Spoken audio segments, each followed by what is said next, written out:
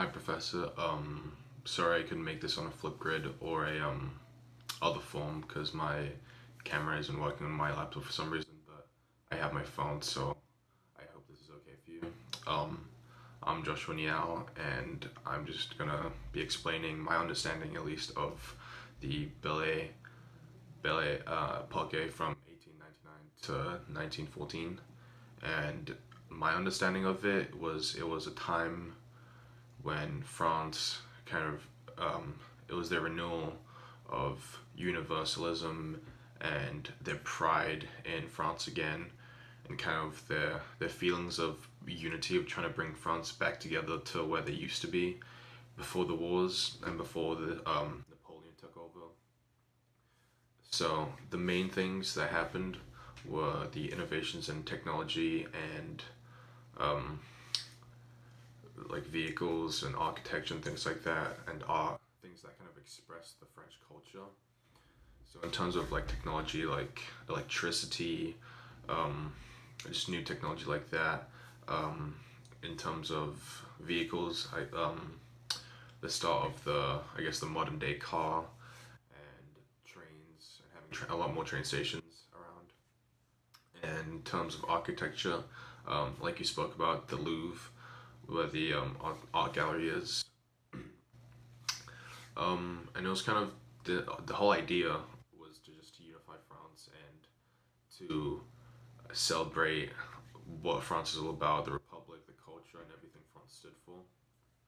Um, so one of the questions posed was, what strikes you, and what do you remember? So I think the biggest thing that stuck with me was that in 1900 they had a Universal Exposition in Paris, which, unlike the other expositions in Paris, this one was only about celebrating Paris in particular and focusing on France, and it was very focused on themselves and on other countries. And in terms of the figures that we learn about in this presentation and in our readings, um, we had Roland Garros, who flew a plane over the Mediterranean Sea, and that was a pretty big deal because this was the beginning of plane development, and flying something in general, I think, was a big idea, and not many people thought that was possible. So by him flying it over the sea, I think it kind of put France on the map, and people thought France is a more um, technologically advanced country. And there was also Jorge George's Belle, who he was a racer and he got caught up to 100 miles per hour. So that was a big deal as well for France in terms of the vehicle advancement. You know, as mentioned, they had 600 different types of cars being produced, which for France was a pretty big deal, as I don't think they've really been known for vehicles in general. And after the entire Napoleon phase, they kind of just moved very quickly into this phase of technology and vehicles in general. So I thought that was pretty interesting.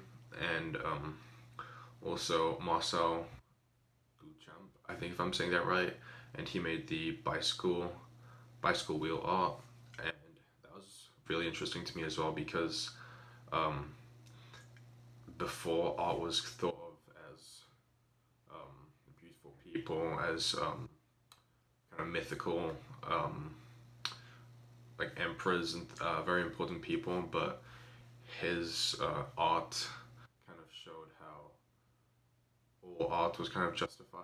Like there wasn't one particular style of art that you had to like. Art was just subjective to the artist, and if the artist said something was art, then it could be art. And it started like the whole movement of different types of arts, and saying that um, I guess anything could be art as long as you justify it and say like the meaning towards it. So I thought that was really interesting, and also the Lumiere brothers, I think. I'm not sure if I'm pronouncing that right, but they started creating movies in 1895, and they started the whole kind of trend of movies in France.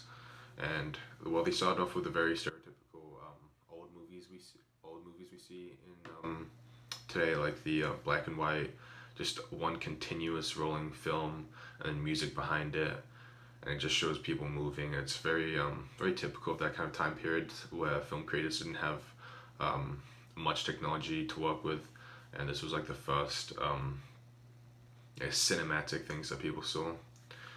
And the main thing I learned was France in this 15-year period quickly progressed from just having electricity available easier and having vehicles um, more available to the public, having the more train stations, having vehicles mass produced and things like that. And in terms of what I knew about France before this time period, specifically the Belle Epoque, I didn't really know much about this time period, so this really um, brought my attention, and I really learned a lot of things in terms of how France kind of became how France is today. And it was like the start of the modern day France we know today, and all of these advancements that really helped them.